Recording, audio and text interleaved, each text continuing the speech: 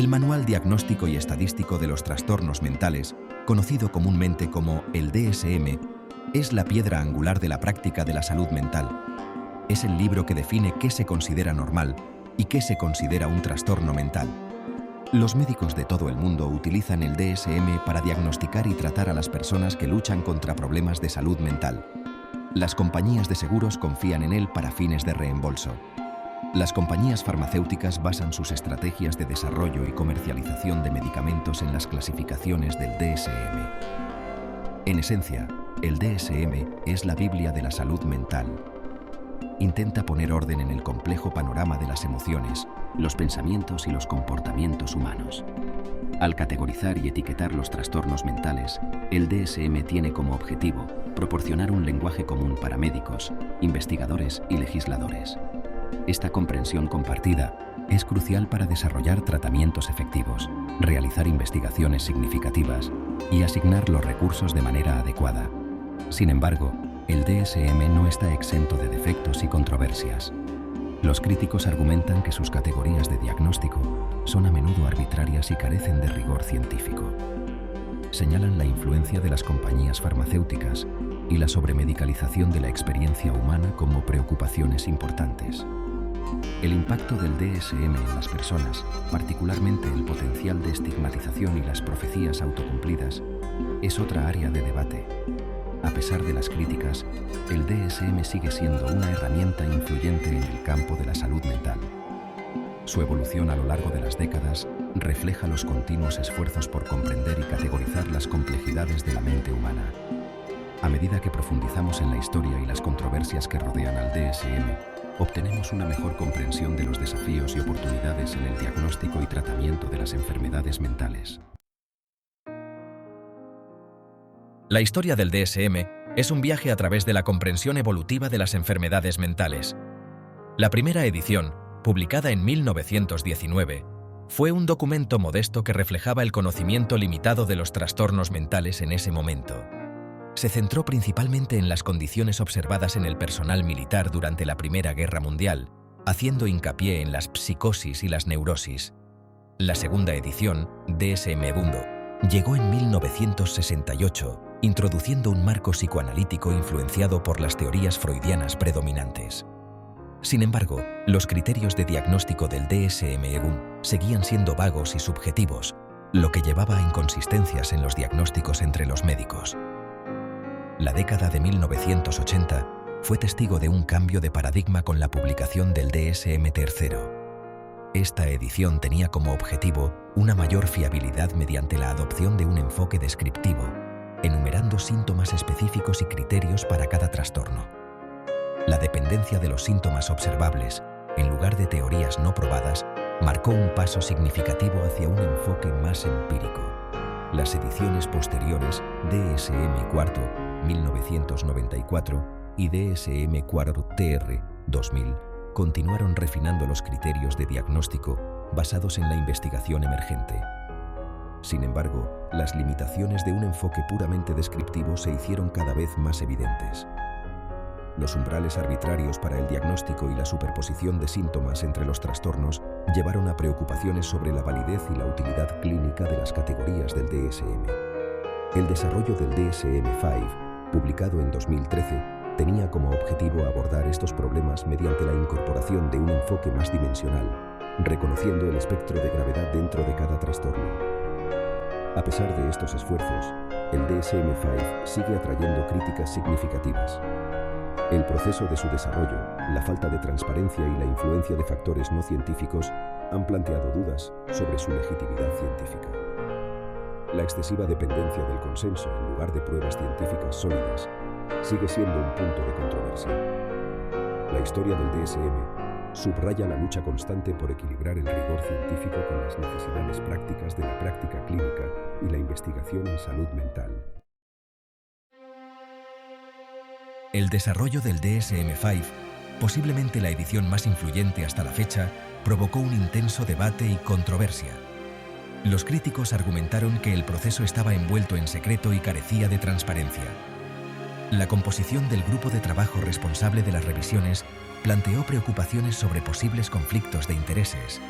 En particular, la sobrerepresentación de personas vinculadas a la industria farmacéutica.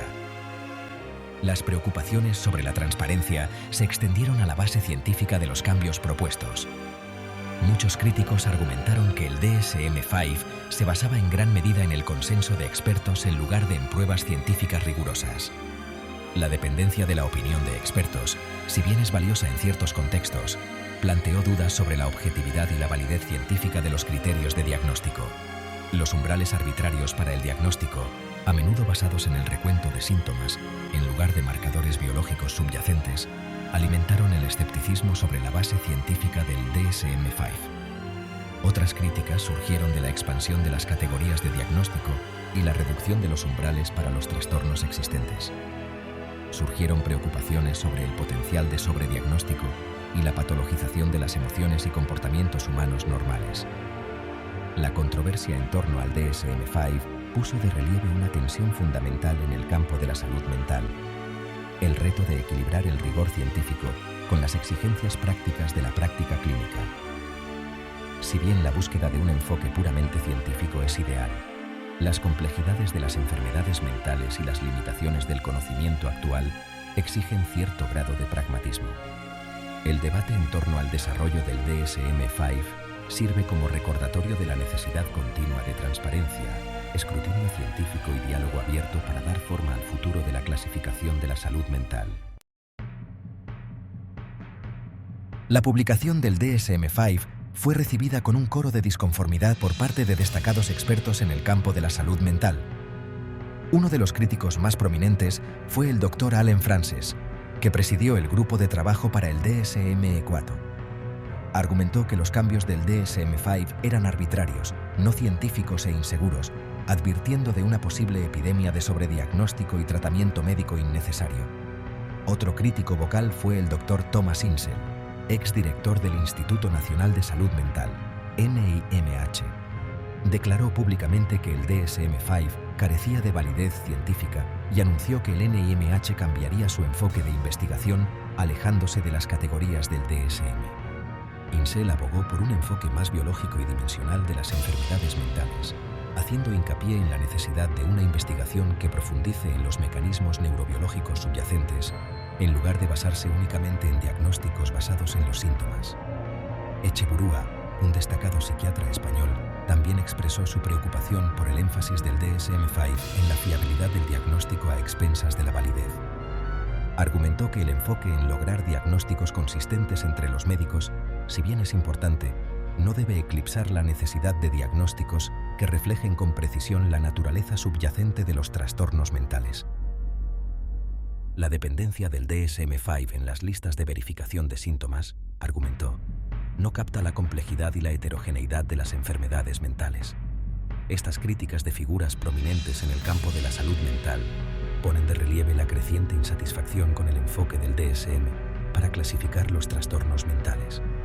Piden un enfoque más riguroso científicamente y matizado, que vaya más allá de los diagnósticos superficiales basados en los síntomas y profundice en la compleja interacción de los factores biológicos, psicológicos y sociales que contribuyen a las enfermedades mentales. Uno de los objetivos principales del DSM es garantizar la fiabilidad del diagnóstico, lo que significa que diferentes médicos deben llegar al mismo diagnóstico al evaluar al mismo paciente. Esta coherencia es crucial para la comunicación entre los médicos, los fines de investigación y para el seguimiento de la prevalencia y los resultados del tratamiento de los trastornos mentales. Sin embargo, lograr una alta fiabilidad no garantiza automáticamente la validez de un diagnóstico.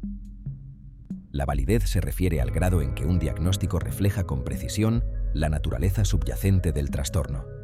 En otras palabras, un diagnóstico fiable solo es útil si realmente capta la esencia de la condición que se está diagnosticando. Los críticos argumentan que el DSM, especialmente en sus últimas ediciones, ha priorizado la fiabilidad a expensas de la validez. El enfoque en lograr diagnósticos consistentes a través de listas de verificación estandarizadas y recuentos de síntomas puede dar lugar a diagnósticos superficiales que no logran captar la naturaleza compleja y multifacética de las enfermedades mentales. Por ejemplo, dos personas diagnosticadas con trastorno depresivo mayor basándose en los criterios del DSM pueden compartir algunos síntomas comunes, pero tener causas subyacentes, experiencias y necesidades de tratamiento muy diferentes. El enfoque categórico del DSM, con su énfasis en límites de diagnóstico distintos, puede oscurecer los aspectos dimensionales de las enfermedades mentales sin reconocer el espectro de gravedad y la superposición de síntomas entre diferentes trastornos. Las limitaciones y críticas que rodean al DSM han provocado una búsqueda de enfoques alternativos para comprender y clasificar las enfermedades mentales. Estos modelos alternativos pretenden abordar las deficiencias de un enfoque puramente categórico y basado en los síntomas, buscando una comprensión más matizada y científicamente fundamentada de los trastornos mentales. Una de estas alternativas es la iniciativa Research Domain Criteria, o RDoC, lanzada por el NIMH. El marco RDoC se centra en la identificación de los mecanismos biológicos y neuroconductuales subyacentes que contribuyen a las enfermedades mentales, en lugar de basarse únicamente en los síntomas observables. Su objetivo es salvar la brecha entre la práctica clínica y la neurociencia, integrando los hallazgos de la genética, la neuroimagen y la ciencia cognitiva para desarrollar una comprensión más completa de los trastornos mentales. Otro enfoque alternativo es el Manual Diagnóstico Psicodinámico, o PDM, que hace hincapié en el papel de los procesos psicológicos y la dinámica interpersonal en la comprensión de las enfermedades mentales. El PDM reconoce la importancia de las experiencias subjetivas, los patrones de personalidad y la historia del desarrollo en la configuración de la salud mental de un individuo. Ofrece una perspectiva más holística e individualizada en comparación con el enfoque categórico del DSM.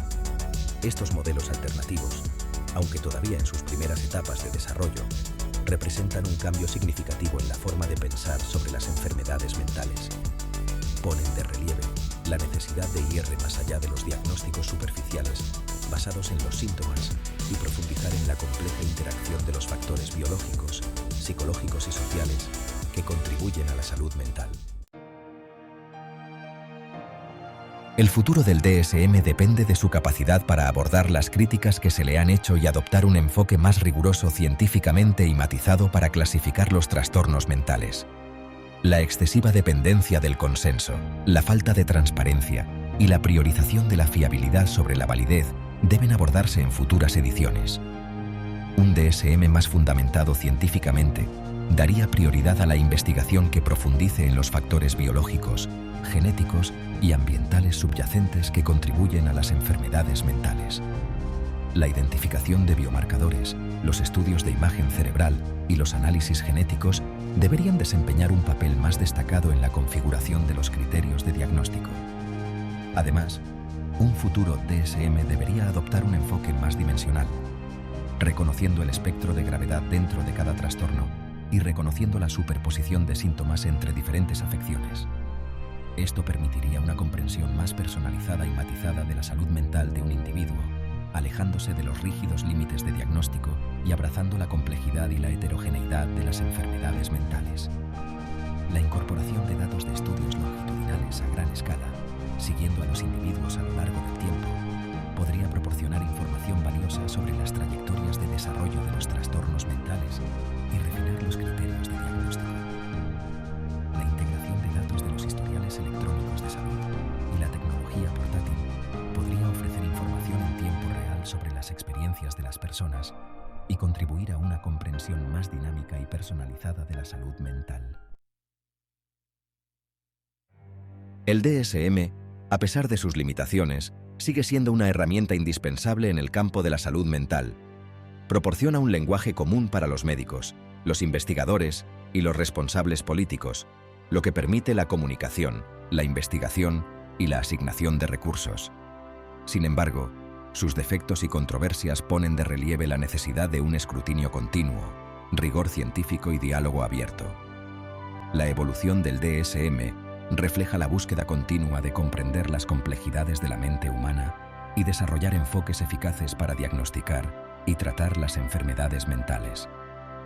El futuro de la clasificación de la salud mental depende de nuestra capacidad para ir más allá de los diagnósticos superficiales basados en los síntomas y adoptar una comprensión más matizada y científicamente fundamentada de los trastornos mentales. Al reconocer las limitaciones del DSM, adoptar enfoques alternativos y priorizar el rigor científico, podemos esforzarnos por un futuro en el que el diagnóstico de salud mental no solo sea fiable sino también válido, reflejando la verdadera complejidad e individualidad de la experiencia humana. A medida que seguimos navegando por el intrincado panorama de la salud mental, la búsqueda de un enfoque más preciso y humano para el diagnóstico sigue siendo un objetivo primordial.